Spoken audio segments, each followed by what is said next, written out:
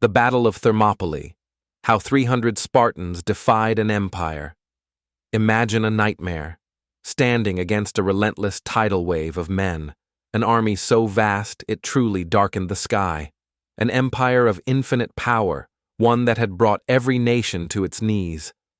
Now, that colossal fury was descending upon you, and you? You had only 300 warriors. This is the story of the Battle of Thermopylae, the scorching 3 days when a handful of men drew a line in the sand, defied an empire, and forged themselves into undying legends. The year is 480 BC. The Persian Empire, under the absolute rule of King Xerxes I, was the ancient world's undisputed superpower. His invasion force, rumored to be over 1 million strong, was poised to crush Greek freedom forever. But one desperate hope remained, a narrow, coastal choke point known as Thermopylae, the Hot Gates. The Spartans were not just soldiers, they were weapons.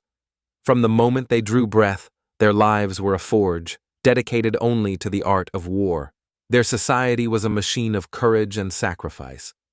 It was this warrior ethos that prompted King Leonidas's legendary retort.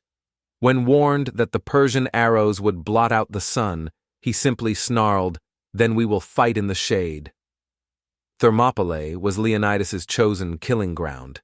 This narrow bottleneck was the ultimate equalizer, stripping Xerxes of his one true advantage, numbers. The pass forced the 1,000,000-man army to attack a few men at a time. With only 300 Spartans, backed by a few thousand brave Greek allies, Leonidas prepared to make a stand that would rewrite history. For 2 days of slaughter, Xerxes hurled his best, his fiercest, at the unyielding shield wall. Even the legendary immortals, the king's elite, were utterly decimated. The Spartan phalanx held like a living, breathing fortress. Wave after wave broke upon their line. Xerxes was beyond stunned. He was infuriated. How could 300 men hold the might of the Persian Empire at bay? But then, the knife in the back. Disaster arrived on the 3rd day. A local man, the infamous Ephialtes, betrayed the Greeks, leading the Persians onto a hidden path to flank Leonidas. Surrounded, his position hopeless, Leonidas made the ultimate gut-wrenching decision. He dismissed the allied troops. The 300 Spartans would remain. They would stay and embrace the glorious death required by their law. The Persians closed in for the final act. Arrows fell like rain, but the Spartans fought like mythical heroes, like demons unchained. Leonidas fell, but his men fought on, retreating to a small mound until not a single man was left standing. Xerxes had finally seized the pass, but he paid a terrible, humiliating price. The delay at Thermopylae bought the rest of Greece the time they needed to organize the fleet and ultimately to shatter the Persian invasion. Thermopylae became more than a battle.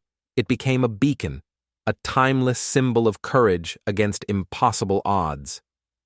The 300 Spartans, by their absolute sacrifice, inspired a fledgling democracy to stand up to tyranny. Their story reminds us that sometimes the true, lasting victory isn't found in living, but in how you choose to fight and die. What do you think?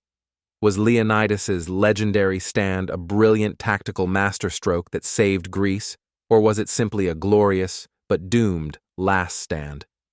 Let us know your take in the comments below. And if you want more epic stories like this, hit the like button, subscribe, and ring that bell to join us for the next great battle from history.